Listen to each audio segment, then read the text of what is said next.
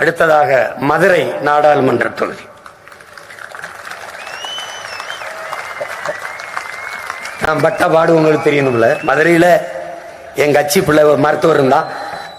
அவனை நிறுத்த போனேன். அவன் எல்லா தகவலும் கொடுத்துட்டான். நிறுத்துறதுக்கு ஆர்வம். உன் மாமனார் வீட்டில் என் மகளுக்கு நான் சத்தியம் பண்ணி கொடுத்துருக்கேன், என் மருமகனுக்கு எந்த ஆபத்தும் இல்லாம பாதுகாப்பேன்ட்டு. தேர்தலை நிறுத்தது அவ்வளவு பெரிய ஆபத்தா எனக்கு தெரியல. சரின்னு விட்டேன்.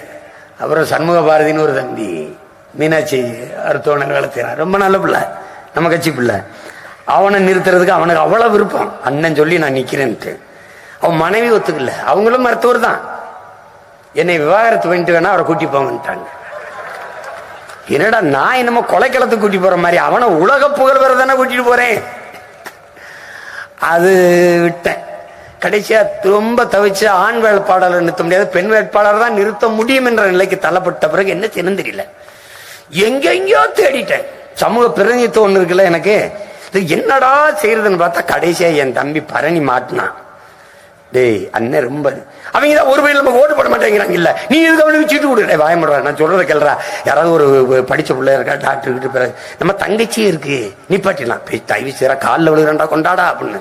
அப்படி கண்டெடுத்த ஒரு தங்கை, என் அன்பு தங்கை பாருங்க. அவங்க முனைவர், யாதவா கல்லூரியினுடைய வணிகவியல் துணை பேராசிரியர், அதோட பண்பலை வரிசைகளுடைய அறிவிப்பாளர். 10 ஆண்டுகளா அவள்கிட்ட பேச்ச கொடுக்காதீங்க, எவனும் தப்பிக்க முடியாது.